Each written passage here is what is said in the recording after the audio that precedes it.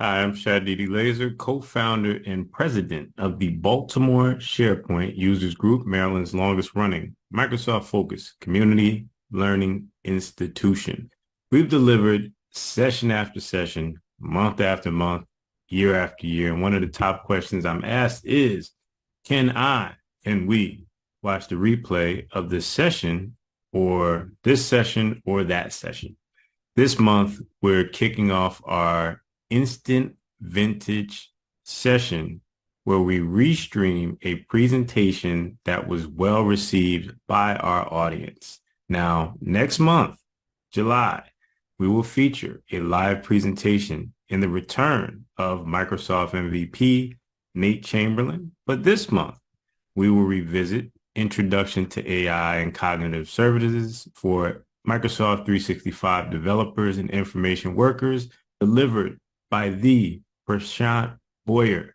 What you'll learn during this session is a comprehensive overview of the Microsoft AI platform. You'll get an understanding of Microsoft Cognitive Services. You'll learn what tools are available today and best practices on when to use them. Prashant, if you have not heard Prashant speak, he's a Microsoft AI MVP. He's a Microsoft certified trainer and MCP. He currently delivers his genius as a cloud solution architect for AIS, which is Applied Information Services or Sciences, excuse me. He's a trusted advisor and subject matter expert in conversational AI, applied AI, intelligent business process automation and development. Now, where our industry is with the red hot focus on AI, it's the perfect time to revisit some of those fundamentals surrounding Microsoft's approach to AI from an expert who has been focused on it since its inception. Enjoy the instant vintage replay and join us next month for the return of Nate Chamberlain. Now, without further ado, I bring to the stage longtime Microsoft most valuable professional. I bring to the stage a senior developer. I bring to the stage longtime speaker and co-organizer of this thing we call SharePoint Saturday Baltimore. One of my favorite people in all of the SharePoint world. Ladies and gentlemen, discussing AI and cognitive services for Microsoft 365 developers and information workers, I bring to you Prashant Boyer. Unmute yourself, sir. Thank you, Shadeed, for the warm and a lovely welcome. Let me start sharing my screen. Okay, let me find out where to do that. Share screen. At the bottom. And let me know if you can see it. I am running my deck in the presentation mode. Okay, so far you're, there we go. Now we're up and running. Perfect. Let me also do some things regarding the video. I just want to see the chat as well. Oh, yes. So I will also assist with the chat. Okay. All right. All I see right now is I'm a little bit new to the Zoom in terms of navigation. So bear with me. Just trying to find what's the best way to Zoom. All right. Here you go. Not this one. Cancel, minimize this. All right, here you go. Perfect. Okay, so we are back. So thanks, Shadeed, for the warm welcome, and welcome everyone to the session titled Introduction to AI and Cognitive Services for Microsoft 365 Developers and Information Workers. Who am I? My name is Prashant G. Boyer. I was born and raised in India, came to the United States in 2007 for studies. I am City of Maryland College Park alumni. I co-authored a book portion for Office 365. I also acted as a technical for the book ProShare. I am from Washington, D.C. area, and earlier I used to live very close to the Baltimore SharePoint user group's location. But since 2016, I moved to Northern Virginia, but still you will be seeing me whenever we will be having the in-person Baltimore SharePoint user group. Just like Shadeed, I also run a few user groups. Some of the user groups are focused on AI, machine learning, big data, SQL, and also on Microsoft 365. And just like Baltimore SharePoint user group, Baltimore SharePoint Saturday, we also organize some other community conferences focused on AI and machine learning. If you're interested finding more information about that, definitely go to azurecloudevents.com. Here, typically we announce the dates, and since the COVID-19 pandemic has started, we have converted all our conferences to virtual only. That means you can join us from anywhere in the world. I am recipient of Antarctic Service Medal. I got this award from US government for the work I did in Antarctic continent back in 2008. And I should mention, since 2017, I'm also recipient of Microsoft MVP Award, and my current category is AI. And those of you who are not familiar with this award, so I don't work for Microsoft. It's just the additional recognition that Microsoft gives out to the folks who does technical contributions. And these technical contributions can be in the form of organizing various community conferences, answering people's questions on various public forums, writing blog posts, creating training content, creating training videos on YouTube, contributing to the open source project, or providing direct feedback to the Microsoft product group. And this award is typically valid for 1 year. And after 1 year, you have to submit your contributions. And if your contributions are good enough, then Microsoft will give you this award for additional 1 year. So I'm getting this award since 2017, and for a couple of years, my category was Microsoft 365, or especially SharePoint. And since 2019, I changed my category to AI. However, one thing I would like to highlight is Baltimore SharePoint Saturday was my first in-person SharePoint Saturday event. And that's how I got involved in the community. Shadeed and Enrique at that time were very kind enough to welcome me with open arms. Someone like new who just doesn't know like what is SharePoint or what are SharePoint Saturday events. So I then got into the community event, started attending the Baltimore SharePoint user group meetings. Then after 1 year, got a courage and then start speaking. And that's how I got involved in my community activities. And after 3-4 years, then someone from Microsoft was kind enough to nominate me for the Microsoft MVP Award. And that's how I started with my MVP journey. However, one of the biggest advantage of getting into the community is the networking you will make. Like I have made a lot of lifelong friends throughout my community work. That includes not only speaking, but also attending and volunteering at events. And also you get to learn and get to interact with other people and hear their perspective around some of the technology challenges they are facing, and also how they can grow in their career. So highly recommend. I know like majority of you who are attending here are already familiar with what are some of the values that community events bring. But in case if you're watching this recording later, I highly recommend you to get involved in the community, especially ever since the COVID-19 pandemic has started. We kind of lost that water cooler or coffee room talks with our team members. Since everyone is remote, and especially if you're working for a company where 100% of the work is done remotely, try to see if there is a user group nearby. And since now, if you have internet, you can pretty much join any user group in the world. I highly encourage you to join any community. And it doesn't have to be just focused on technology. If you like hiking, if you like, let's say, sports, there are different communities you'll be finding on meetup.com and some other social media groups. So currently I work as cloud solution architect at AIS, where I focus on intelligent business process automation, where I use variety of the products and services in Microsoft ecosystem, such as Microsoft 365, SharePoint, Microsoft Power Platform, Azure, Azure AI, and bots. And I work at AIS, Reston, Virginia headquarters. And AIS is in the business of providing services in Microsoft ecosystem from last 40 years. And AIS has been recipient of Microsoft Partner of the Year award on multiple occasions. And AIS is growing.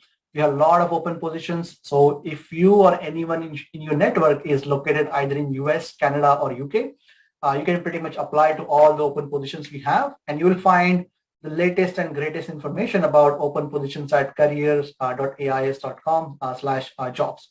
So this is just a small list of open positions. If you go to the career website, you'll see a lot more. And if you have any questions about any particular position, just hit me up on LinkedIn, or you can just email me as well, and happy to chat about some of the benefits of working at AIS and also some details about the open positions. So this is going to be the agenda for today. It is going to be a 100-level session. We'll talk about the approach, then we will dive into what is AI, what is machine learning, what are Microsoft Cognitive Services, how you can get started with that. We'll have lots of demos, key takeaways, and Q&A. Even though I mentioned Q&A towards the end, feel free to ask questions at any time because I prefer an interactive session. And along with Shadeed, I'll be monitoring the chat window. So feel free to post your questions in the chat window, or if you can unmute yourself, just unmute yourself and ask those.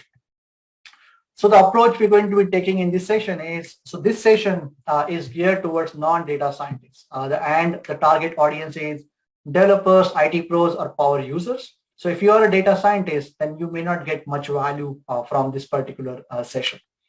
So before we dive into AI, it is really, really important for us to level set, like what is AI and where we are in our AI journey. So this is the definition I got from Google's AI researcher, Francois Cholet. AI is nothing but an effort to automate intellectual tasks normally performed by a human. And just like a lot of other people, when I first heard about AI, the first thought that came into my mind is Skynet, or machine traveling different planets and destroying different planets. So there is a hierarchy in AI. Let's see about that. So there is a first hierarchy is strong AI, where machines are so powerful, they can destroy planets, they can travel across the galaxy, they can also invade other planets. Now, strong AI right now exists only in science fiction movies and novels. Then there is a second category called artificial general intelligence, where machines are very, very intelligent and they can perform really, really complicated tasks, which are difficult for an average human being.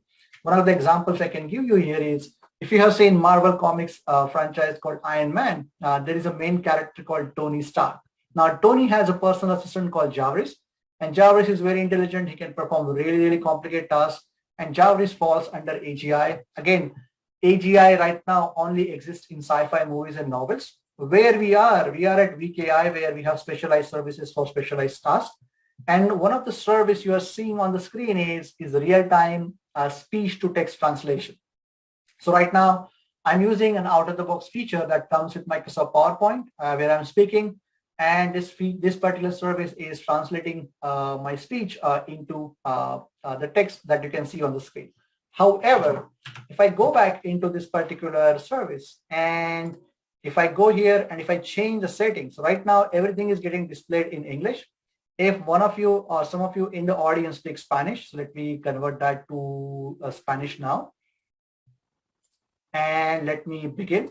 So if everything is working right, this particular service should translate the real-time words I'm speaking English into the Spanish. And if you can validate, chances are whatever text that is getting displayed in Spanish is maybe around 90 to 95% accurate. So this is where we are in our AI journey as a humanity. And we are working really hard to go from weak AI to AGI, and from AGI to strong AI. And our biggest bottleneck is processing power. So the more processing power we have, the sooner we will be moving from weak AI to AGI. And these are some of the services or some of the concepts that you may be heard that all relates to the AI. So the reason I had this slide here is because when it comes to implementing AI in the enterprises, you should have a realistic goal in terms of what are the services available today and what are the services I can use to create an application that will not be like over-promise and under-deliver. So this is the mission statement of Microsoft. They would like to make data science and AI accessible to everyone. And it doesn't matter what your role is, where you are located, and what kind of device you're using. And some of the services that are coming from Microsoft aligns really well with this mission statement. So the core services of AI in Microsoft ecosystem are part of Azure AI, where under scenario-based services or under applied AI services, we have bot service, cognitive search, form recognizer, video analyzer, metrics advisor, and immersive reader. Under customizable AI models, we have vision, speech, language, decision, and open AI. And if you would like to create your custom machine learning model, then we have Azure Machine Learning. And you may have heard about SharePoint syntax if you are familiar with Microsoft 365, or Power Virtual Agent, or AI Builder if you're familiar with Power Platform. So behind the scene, all these Microsoft 365 products or Microsoft Power Platform products also use Azure AI services. So not only we are using it, but different product groups within Microsoft also uses the Azure AI services behind the scene. So if you're interested getting started, these are some of the links you can follow, where if you're interested starting with cognitive services, you can go to azure.com/cognitive. If you're interested starting with bots, you can go to azure.com/bots. And if you're like me, like when I started getting into Microsoft AI stack, I had this question, like there are so many services out there, which service is for me, depending on my skill set. So this particular flowchart may help you.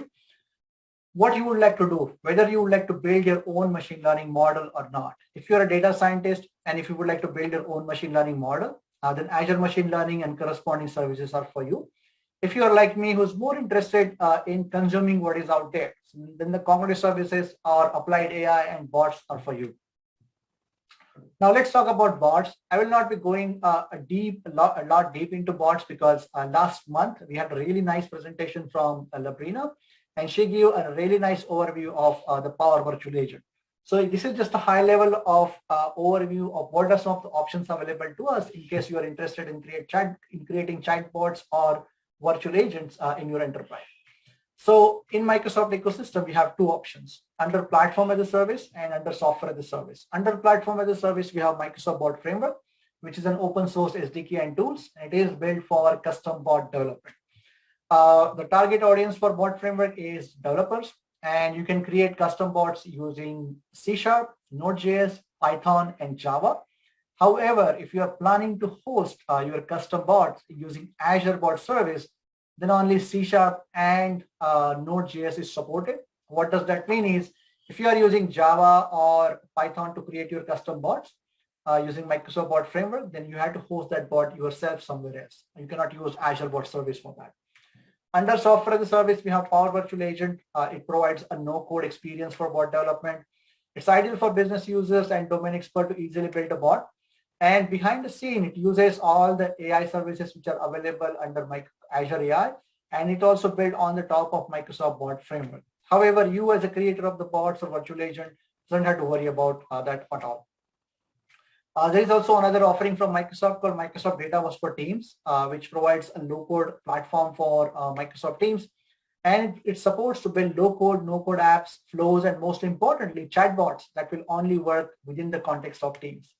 And the license for Dataverse for Teams is inclusive in most of the existing team licenses. What does that mean is, if you really want to get into chatbots, and if you have access to Dataverse for Teams, you can use Power Virtual Agents for free to create a chatbot. Only caveat is that chatbot will only work within Teams client. That means you cannot access that chatbot outside of Teams client. It's a really great way to get into the chatbots and trying out whether the chatbot really makes sense in your organization or not. You can do a quick pilot without having to sign up for the premium or standalone version of Power Virtual Agent. Now, this is the high-level overview of machine learning. Towards the beginning, I mentioned this session is not geared towards the data scientist, but this is just to give you a high-level overview of machine learning, what exactly it is and what are some of the things that we have to do to have a working machine learning model. So what we basically do in machine learning, and this is again the high-level overview, is you typically will have a huge amount of data, and that data will have some kind of pattern. And then we will use a machine learning algorithm of our choice, which can help us to identify that pattern. And then we will basically use that model and integrate that with our application. And then we'll feed a new set of data that from where we will be identify the similar pattern exists or not.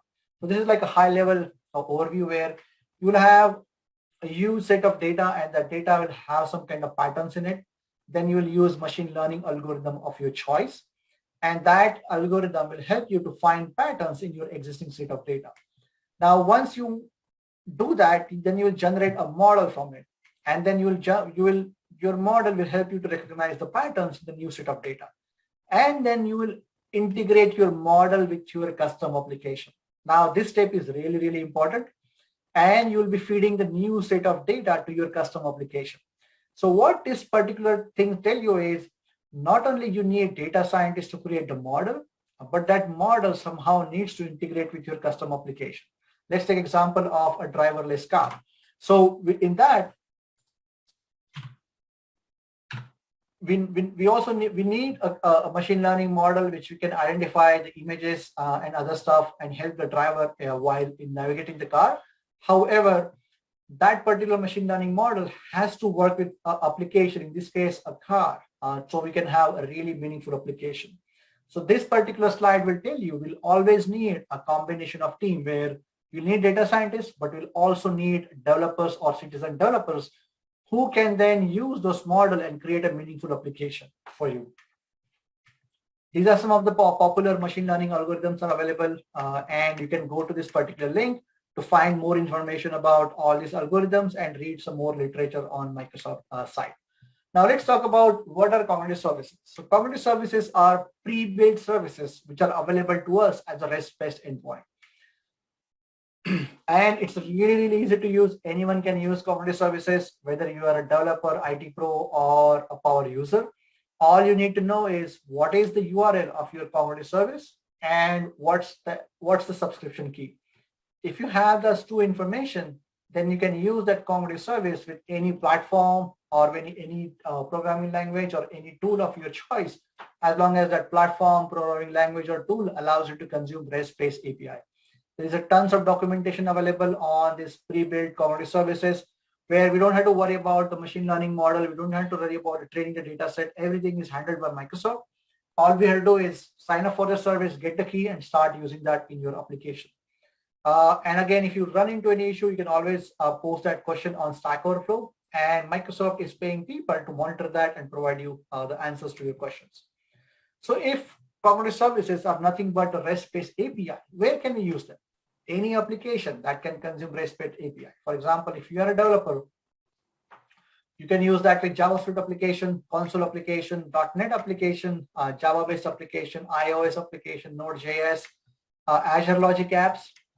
If you are not a developer, then you can use that with low-code, no-code tools such as Microsoft Flow, SharePoint Designer 2013. I know it's a deprecated product, but if that's the only tool you can use to create automation, then the SharePoint 2013, Designer 2013 workflows allow you to consume REST-based API and can also use them.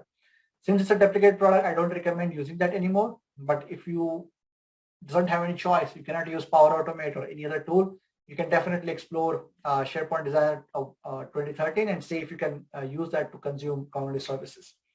You can also use that with third-party tools like WinAutomate, UiPath, Blue Prism, Nintex, K2, WebCon. So any tool that allows you to consume REST-based API, you should be able to use that with cognitive services. So what are some of the practical applications that we have seen in our life when it comes to AI and ML?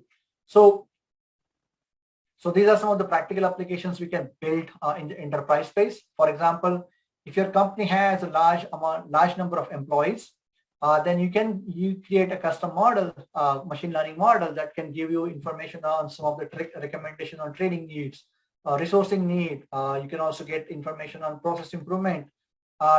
Text analytics is highly used service, which is available under language services or cognitive services, where we can use that service and create a really meaningful applications for the enterprise space. For example, if your company is big in launching the product, then you can use that for product reviews.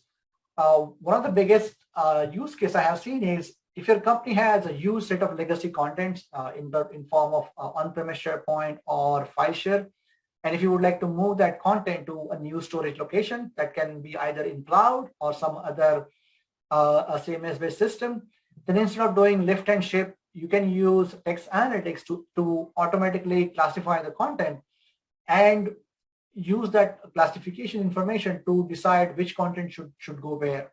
Now, some of the things Microsoft has already done as part of the ready-made option as part of the SharePoint syntax. The SharePoint syntax behind the scene uses the same concept, and they uses behind the scene the same commodity services that are available to us. However, that product comes with additional license that you have to buy.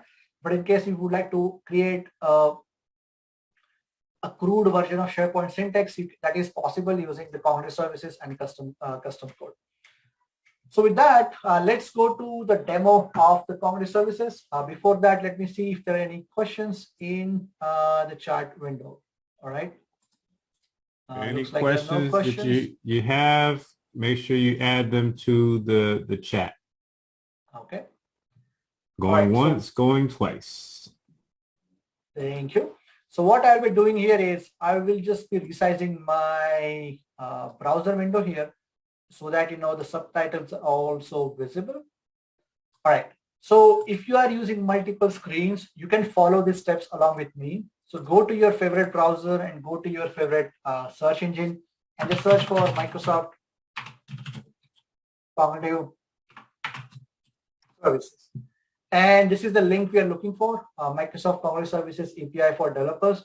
One thing I forgot to mention, just like Microsoft has cognitive services as part of pre-built AI services, some of the other big vendors also have the similar services. For example, IBM has the similar services under the brand name Watson. Google has services under Google AI APIs. Amazon also has that.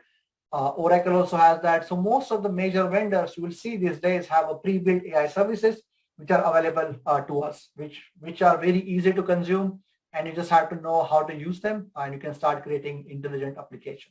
So in this case, we'll be focusing on some of the services available in Microsoft ecosystem. So let's click on this particular link and scroll down. So here you will be getting information about what is Microsoft Cognitive Service.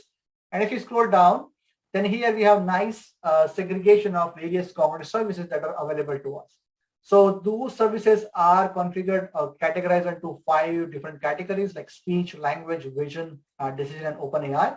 And by default, speech is selected, where we have speech to text, text to speech, speech translation, speaker recognition. If I click on language, under language, we have entity recognition, sentiment analysis, question answering, and conversational language understanding, which is under preview. And we also have a translator. Under vision, we have computer vision, custom vision, and face API. Under decision, we have annotator, content moderator, and personalizer. And under OpenAI, we have OpenAI service. So for this particular talk, I'll be only focusing on language service because it's really hard for me to cover each and every service in the span of just 60 minutes. So let's see. So under language service, if I click on entity recognition, then this is the page that you will be going where if you scroll down, then you will see the information about this particular service, what exactly the service do. You can see a video here. And then if you scroll down, you will see some additional information about how to samples, which are some of the major companies which are using this service. You'll also see the pricing information and some code samples and everything else. But one thing you have to keep in mind, to use cognitive services, you will need access to Azure. So that means to create this service, I need to have access to Azure. So for that, let's go to the Azure portal here. And I'm logged into my Azure portal and just click on create a resource. And here, search for the language. And the thing we are looking for is the language service. So under language service, click on create. And then these are different default features we can use under language service. We can do sentiment analysis, key phrase extraction, pre-built question answering, conversational language understanding, which is under preview, name entity recognition, text summarization, text analytics for help. And these are some of the additional custom features we can also select. For example, custom question answering or custom text classification and extraction preview, which is under preview. And then click on create your resource. And here we just have to mention few different things. For example, what is the resource group? Now, if you are looking at the Azure portal for the first time, then don't get worried. This is just a few configuration things you have to enter in case you don't have access to Azure. And if your focus area is only Microsoft 365 and Power Platform, you can work with your IT team and just ask them to create this resource for you. So all they have to do is go to the Azure portal, create the text analytics language service. So here the resource group is nothing but the logical grouping it's a logical grouping where you can add various resources that can be either language service or your network settings, your Azure functions, a storage account. Then you have to select the region. So make sure you pay extra attention while selecting the region because depending on what region you select, you may get different results for the specific service that you're using. For example, since we are creating a language service, and if I use, let's say, other location, for example, Brazil or some other location in Asia or some Middle Eastern countries, I may be getting a different results as compared to what I typically get in the US. Okay, there is a question from Dan. I will come to that once I create this resource. There's an excellent question. What is the difference between Azure Community Services and AI offerings available under Power Platform, for example, AI Builder, Power Virtual Agent? So here, let's give it a name. Let's call it as BSPUG. BSPUG and AI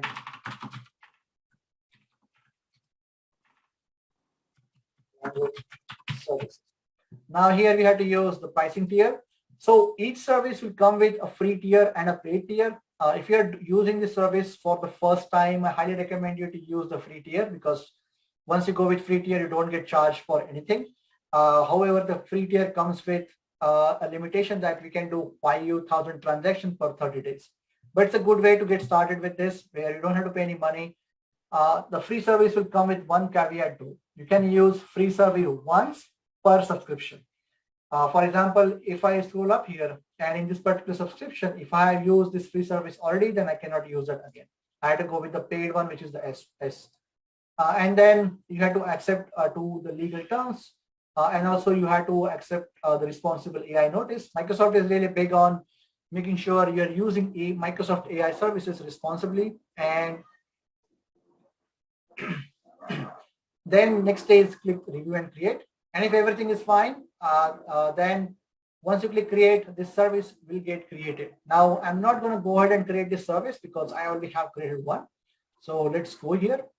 So once you click create, this is the page you will get redirected to, where you will be on the overview page. You'll be saying what's the API type, what's the pricing, and what's the endpoint of your service. Now, the two most important things that we need before we can start using this service in our custom application. So for that, just click on keys and endpoint in the left-hand navigation. To use this service, all we need is we need the endpoint URL and we need the subscription key.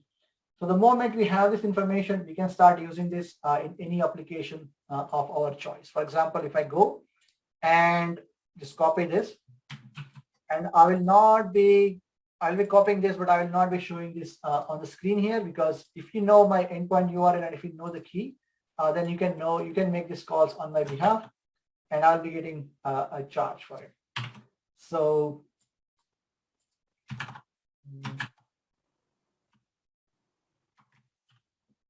okay, let me minimize here and move it. Okay. And that's it. Then I can start using this with any application of my choice. And if you're totally new to this, just scroll down, click on overview, scroll down, and here Microsoft, you'll see some documentation on. If you click on develop, then here you'll see some information on Microsoft. Where if you click on classify text and if you click get started, then you'll get redirected to some of the samples that are available in on Microsoft.microsoft.com that you can follow and start using this in language or application of your choice. So the first demo that I will be showing you is using a Microsoft Power Platform, where I have created the sample application where I have a SharePoint list.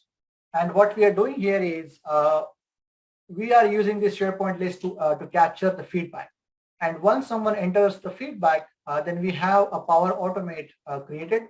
And this Power Automate runs behind the scene. And then it takes the feedback, send that feedback to the Text Analytics API. And whatever the results come back, then it adds that result back to the SharePoint list. For example, let me get started. Let's call it as BSPUG 2022. And desktop are doing amazing job yes, in organizing and supporting this community. And what we'll be doing is we are leaving this sentiment score language and key phrases as a blank. And the moment I save this feedback, the flows in the backend will kick in, and then it will make the call to the text analytics API to detect the sentiment, to detect the key phrase values, key phrases, and also come up with other language information. So for example, the flow here, detect language. So if you see its implementation, if I click and edit, where the implementation is very, very simple. This flow starts whenever a new feedback gets added to the feedback list. And then we are using an out-of-the-box action called detect language. And here, all we are doing is we are providing the name of the column in this particular SharePoint list where we are capturing the comments. And here, if you click on these three dots, that's where we are configuring the connection. So if I click on add a new connection, I have to just give it a name. So I can call it as a BSPUG. And then I have to provide the key. And I can get this key from my Azure portal here. So if I go back to my Azure portal, this is the key we are talking about. And then another thing we have to do is we have to just provide the URL. And this URL we can get from this particular location. Only these two things I need to provide, and rest of the things will then get taken care by this particular action called detect language. And then whatever the languages that are coming as a response to this particular call, then we are just getting that information and adding that back to the language column in this particular list. So if I do a refresh here,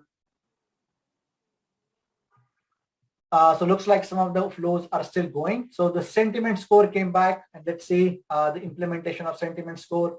The implementation is quite straightforward. This particular flow starts whenever a new item gets created in the feedback list.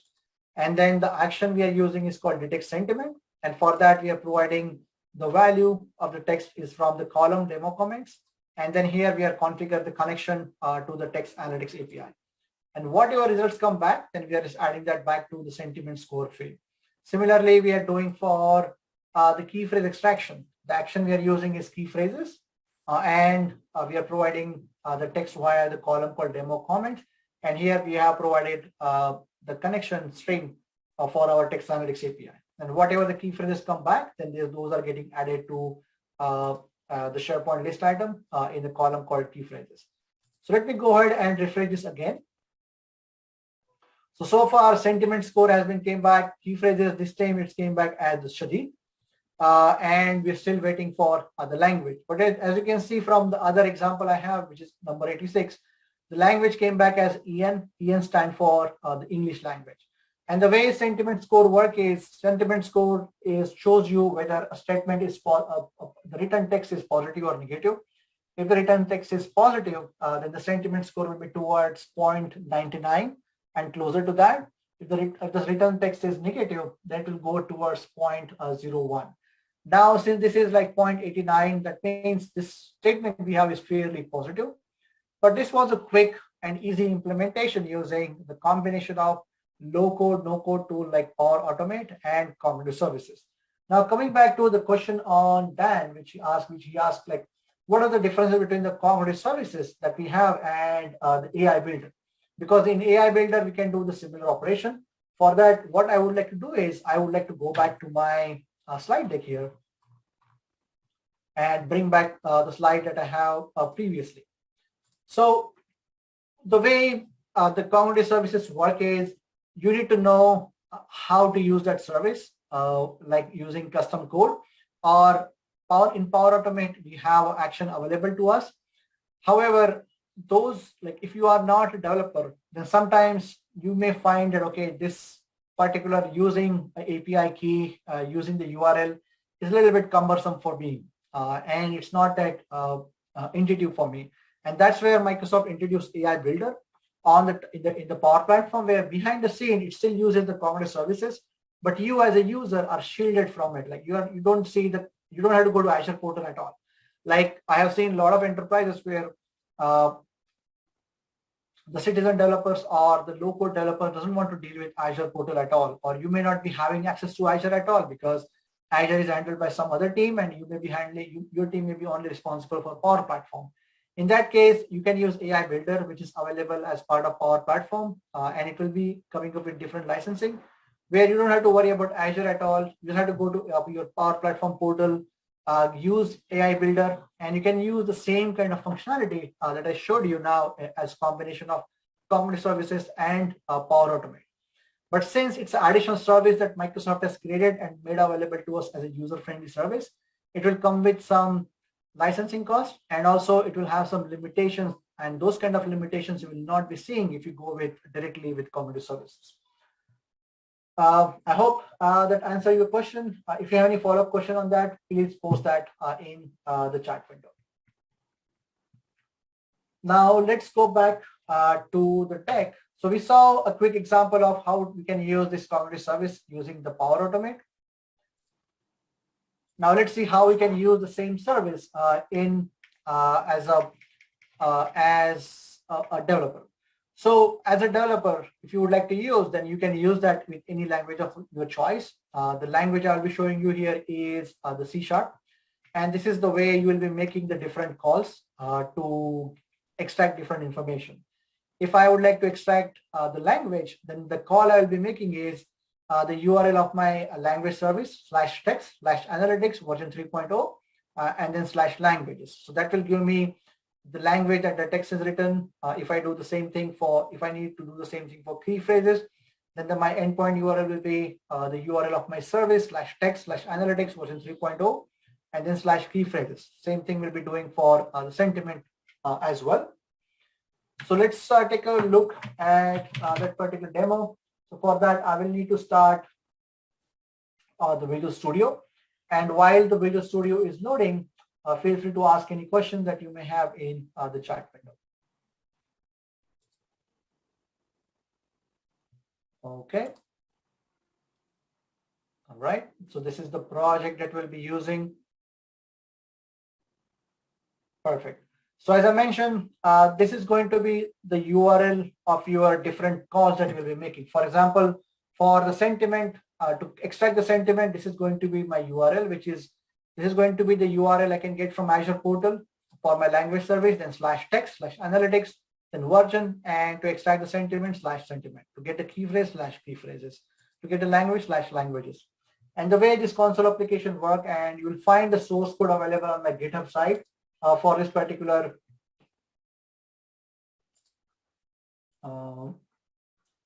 console application. Okay, let me move this here. So the implementation is very straightforward. All I'm doing is I'm going to my C drive, and there I have these two files, test.1 and test.2. Let me quickly open that. And in these two files, I have, in the first file, I have this particular three statement. Microsoft is awesome, AI is awesome, and community services are awesome. And in the second Word document, what I have is I have the same contents written in Spanish, just to show you how exactly these services work. And what we'll be doing is we will be executing this console application, and you will be reading the contents of this document, two documents, and then sending the contents of this document to the text analytics API, and whatever the results come back, we'll be basically posting that on the console here. And the way I created this application, it's a simple console application I created, and then I went here and added a NuGet package.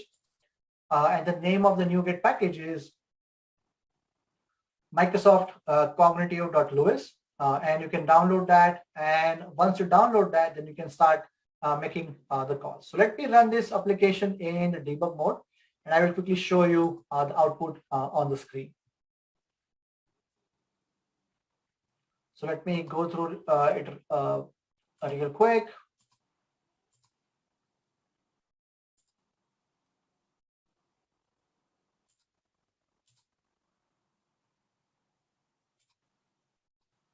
All right, and this is the output we got. So let me post on another screen here, and let me maximize this. So this is the information that came from, okay, let's go from the bottom. So this is the information about language. So the first document, the detected language is English. And when it comes to machine learning or any AI service, it will always come with some confidence score. For example, how confident that service is in terms of rating the results. So in this case, the confidence score is 0.86, which is fairly high. So in first document, the service is currently predicting that the language is written is English.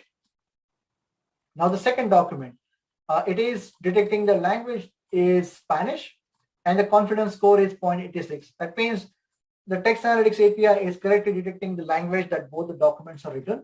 Now, when it comes to the key phrases, so the first document, the key phrases are Commodity Services AI and Microsoft. In the second document, the same kind of things are coming, but the language, the key phrases are written in Spanish. Now, when it comes to the sentiment score, we are getting the sentiment score here for respective the statements we have. But using this information, then you can quickly decide which document is in which language, what are some of the key phrases, and then you can decide where that document should reside, whether it should reside in the same location that where it's currently, or it should move to another location. So that was a quick overview of how we can use this cognitive services and use that in the context of the custom code. Again, the entire source code is available on my GitHub profile, and you can go there and find that out. Now, one of the key things you have to remember is the data that Microsoft has used to train this pre-trained AI services, you don't have control over it. For example, if you have a specific use case where the results that are coming from these services doesn't work, then you have a choice where you can use Azure Machine Learning to build your custom model. And you provide your custom data to train that particular model and deploy that model as a web service.